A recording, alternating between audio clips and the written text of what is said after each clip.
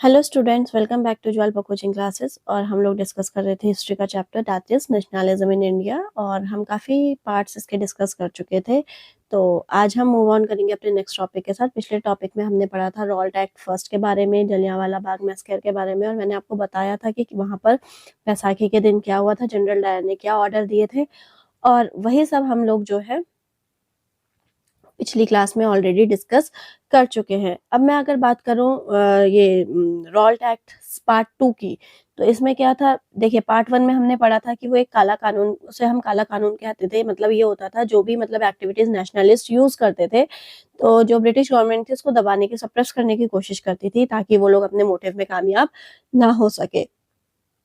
फिर क्या हुआ, फिर उसका रिजल्ट ये हुआ कि जब मतलब गांधी जी जो है अपना नॉन वायलेंस और इस पे बिलीव करते हुए, सत्याग्रह पे बिलीव करते हुए चले, तो आइडिया ऑफ सत्याग्रह उन्होंने दिया, सब कुछ दिया, बोला कि सत्य के साथ चलोगे तो कोई रुकावट नहीं आएगी, तुम अपने मंजिल तक पहुंच पाओगे, और जरूरी नहीं है इसके लिए तुम्हें क्या वायलेंस को यूज करना पड़े, नॉन वायलेंस के थ्रू भी तुम अपना गोल जो है वो अचीव कर पाओगे। तो रॉल्ट एक्ट उस टाइम पे लागू किया था ब्रिटिश गवर्नमेंट ने, और उसका मोटिव यही था कि जो भी ये नेशनलिस्ट एक्टिविटीज करते हैं इनमें रोकथाम की जाए ताकि ये लोग अपने मोटिव तक ना पहुंच सके। उसी का अब सेकंड पार्ट हम पढ़ने जा रहे हैं, जो है रॉल्ट एक्ट पार्ट 2। तो ये क्या है रॉल्ट एक्ट पार्ट 2, थोड़ा सा मैं आपको इसके बारे में भी डिस्क्राइब करवा देती हूँ कि रॉल्ट एक्ट पार्ट 2 आखिर में था क्या। This act authorized the British government to arrest anybody suspected of terrorist activities। इस एक्ट के तहत, जो ये एक्ट बनाया था ब्रिटिश गवर्नमेंट ने, इसके तहत अगर कोई भी नेशनलिस्ट या कोई भी सिटीजन टेररिस्ट एक्टिविटी करता हुआ दिखाई दे, उसको अरेस्ट करने के सीधे सीधे ऑर्डर्स इसमें दिए गए थे। It also authorise the government to detain such people arrested up to 2 years। मतलब वो 2 साल तक के लिए उन्हें बंदी बना के जेल में रख सकते हैं। It improved police to search for a place without a मतलब इट एम्पावर्ड देम। जो मतलब पुलिस थी वहां की उस टाइम पे, ब्रिटिश गवर्नमेंट की जो पुलिस थी, उसे पावर दी गई थी कि without searching warrant they can search the victim, they can search anybody without having a warrant. जैसे आज की डेट में तो हम लोग बात करते हैं ना, जब तक वारंट नहीं है तो आप कैसे सर्चिंग अपना पूरा करोगे। उस टाइम पे उन्होंने इस एक्ट के तहत ये वाली कंडीशन भी हटा दी थी। ठीक है, उस टाइम पे क्या हुआ, as the news of Jallianwala Bagh spread, crowds took to the streets in many northern Indian towns. बहुत सारा क्राउड इकट्ठा हुआ नॉर्दर्न इंडिया के लिए। तब ये रॉल्ट एक्ट पार्ट 2 उसमें आया था, एक्शन में आया था। क्यों? क्योंकि लोगों को पता था इतना बड़ा मैसकर हुआ है तो उसके बाद जो है देश की जनता भड़केगी और कई दंगे फसाद टाइप के हो सकते, कुछ भी हो सकता है। तो उन्होंने रॉल्ट एक्ट पार्ट 2 को उसमें इंट्रोड्यूस कर दिया, और उसमें मैंने जैसे कि आपको बताया, इसमें ये था कि कोई भी अगर टेररिस्ट एक्टिविटी करते हुए दिखा, उसे अरेस्ट किया जाएगा, 2 साल के लिए जेल में डाला जाएगा, और किसी के घर की भी कैसे भी तलाशी हो सकती है without any searching warrant. There were strikes, लोगों ने हड़तालें करी उस टाइम पे, जब वो जलियांवाला बाग मैसेकर हो चुका था। उसके बाद लोग जो है हड़तालों पे उतरे, क्लैशेस विद द पुलिस, उनके पुलिस के साथ क्लैशेस हुए, अटैक्स ऑन गवर्नमेंट बिल्डिंग, जितनी भी गवर्नमेंट बिल्डिंग थी उनमें अटैक्स हुए। तो इन सबको जब देखा ब्रिटिश गवर्नमेंट ने, तब रॉल्ट एक्ट पार्ट 2 को इन्होंने इंट्रोड्यूस किया। The government responded with brutal repression seeking for humiliate and terrorise people. मतलब गवर्नमेंट ने भी जो है इस एक्टिविटीज को मद्देनजर रखते हुए जो है, मतलब गवर्नमेंट बहुत सचेत हो गई थी, और उन्होंने रॉल्ट एक्ट पार्ट 2 को इंट्रोड्यूस किया था। और फिर उन्होंने अपने कानून बनाए, उन्होंने अपने रूल्स फॉलो किए ब्रिटिश गवर्नमेंट ने। तो उन्होंने क्या करा, satyagrahis were forced to rub their nose on the ground. जो सत्याग्रहीज थे उनसे नाक जमीन पे नाके रगड़वाए, क्रॉल ऑन द स्ट्रीट्स, मतलब उन्हें क्रॉल करने को मजबूर किया, घुटनों के बल चलने को मजबूर किया। They said to all the satyagrahis do सलाम और सल्यूट टू ऑल साहिब्स, मतलब सबको सलाम करो। People were flogged, villages were bombed around Gujranwala in Punjab, जो कि अब पार्ट है पाकिस्तान का। मतलब ये सब एक्टिविटीज ब्रिटिश गवर्नमेंट के थ्रू करी गई जब जलियांवाला बाग का मैसेकर हुआ। और उसके बाद जब जनता भड़की, जब इंडियन क्राउड जो था वो सड़कों पे उतरा, स्ट्राइक्स की, बिल्डिंग्स पे आग लगाई, तो रॉल्ट एक्ट तो उन्होंने पारित किया ही किया, रॉल्ट एक्ट का पार्ट 2 तो उन्होंने लाया एक्शन में। उसके अलावा उन्होंने ये सब एक्टिविटीज भी करवाई। Seeing violence spread, Mahatma Gandhi called off the movement. जब महात्मा गांधी ने देखा इस तरीके की एक्टिविटीज हो रही हैं, तो उस टाइम पे उन्होंने अपना वो मूवमेंट को कैंसिल कर दिया, उन्होंने कॉल्ड ऑफ कर दिया, क्योंकि वो नहीं चाहते थे कि मतलब एक जगह न्याय दिलाने के लिए बेगुनाहों को बिन बात की सजा मिले।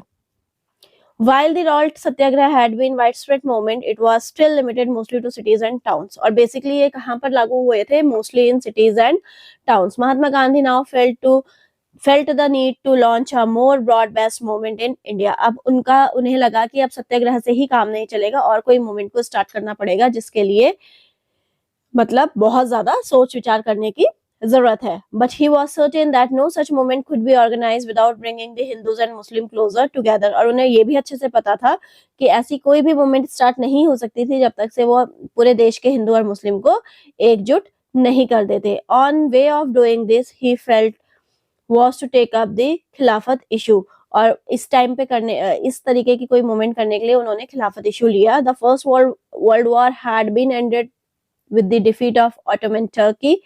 और उस टाइम पे फर्स्ट वर्ल्ड वॉर जो है खत्म हो चुका था. There were rumors that a harsh peace treaty was going to be imposed on the Ottoman Emperor, the spiritual head of Islamic world, जिसे हम खलीफा बोलते हैं. To defend the Khalifa's temporal powers, a Khilafat committee was formed in Bombay in March 1990. और उस वक्त किस committee का setup हुआ था? खिलाफत मूवमेंट जिसे हम बोलते हैं खिलाफत कमेटी का वो हुआ था. A young generation of Muslim leaders like the brother Muhammad Ali and Shaukat Ali. और वो जो कमेटी थी वो बेसिकली मुस्लिम बेस्ड कमेटी थी, क्योंकि उस टाइम पे क्या हुआ था? फर्स्ट वर्ल्ड वॉर हुआ था जो एंड हुआ था और टर्की जो है हार गया था. तो उसके जो एम्परर थे ऑटोमन, जो इस्लामिक उसके मेन वो थे, उनके लिए भी एक हार्श ट्रीटी उन्होंने साइन की थी. और तो वो एक वक्त था जब मुस्लिम्स भी अपना वो जो है फेस कर रहे थे, मतलब प्रॉब्लम फेस कर रहे थे. तब उस टाइम पे गांधी जी ने खिलाफत मूवमेंट स्टार्ट करने की सोची. और वो जो यंग जनरेशन थी मुस्लिम लीडर्स की, लाइक 2 ब्रदर्स थे वो मोहम्मद अली और शौकत अली, उनके साथ इस कमेटी की शुरुआत की गई. Began discussing with Mahatma Gandhi about the possibility of a united mass action on the issue. और वो लोग महात्मा गांधी से मिले और जो ये जलियांवाला बाग मैस्कर हुआ या जो इंडिया से रिलेटेड जितनी भी एक्टिविटीज हो रही थी उन्होंने उसके बारे में डिस्कस किया, क्योंकि वो लोग भी चाहते थे कि भारत एक स्वतंत्र देश बने. और महात्मा गांधी ये अच्छे से जानते थे कि अगर हमें इंडिया को फ्री करवाना है या इंडिया में इस तरीके का कोई मूवमेंट करवाना है तो उसके लिए हमें हिंदू मुस्लिम को एकजुट करना होगा. Gandhi ji saw this as an opportunity to bring Muslims under the umbrella of a unified national movement. और उन्होंने देखा कि यही वो टाइम है, यही वो अपॉर्चुनिटी है जब वो सारे मुस्लिम्स को एक छत के अंदर ला सकते हैं, या मतलब सबके साथ मिक्सअप होने के लिए कह सकते हैं, और एक मूवमेंट की स्टार्टअप कर सकते हैं. ठीक है. At the Calcutta session of Congress in September 1920, he convinced other leaders of the need to start non-cooperation movement in support of Khilafat as well as for Swaraj. और वही वो टाइम था, 1920 ही वो टाइम था जब खिलाफत मूवमेंट के साथ साथ 2 और मूवमेंट स्टार्ट करना चाहते थे. एक तो था आपका नॉन कॉपरेशन और दूसरा पूरी तरीके से वो स्वराज चाहते थे, मतलब फ्रीडम चाहते थे. अब अगर मैं बात कर रही हूँ असहयोग आंदोलन यानी कि नॉन कॉपरेशन मूवमेंट की, तो ये असल में था क्या, इसका एम क्या था?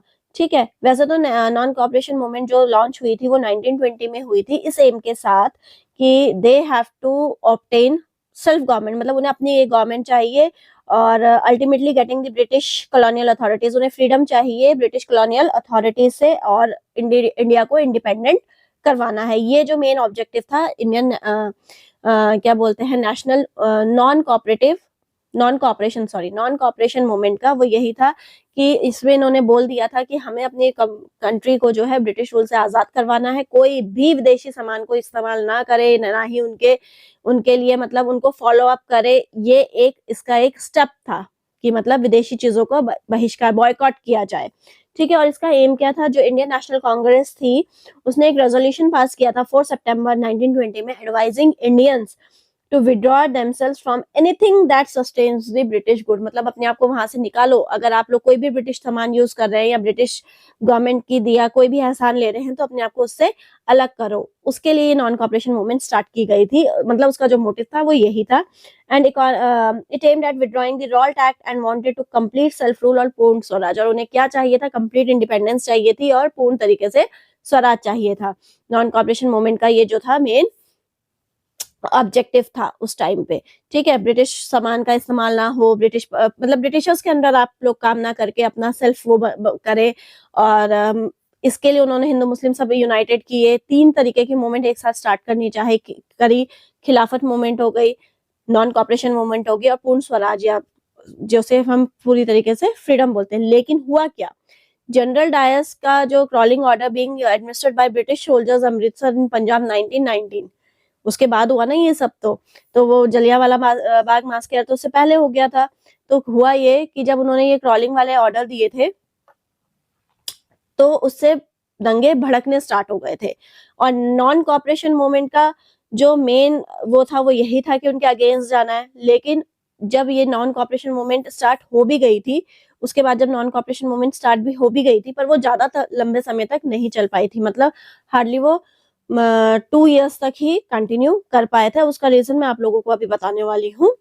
अगर आपने कभी बुक पढ़ी है गांधी जी की, in his famous book Hind Swaraj, Mahatma Gandhi declared that British rule was established in India with the cooperation of Indians and had survived only because of this cooperation.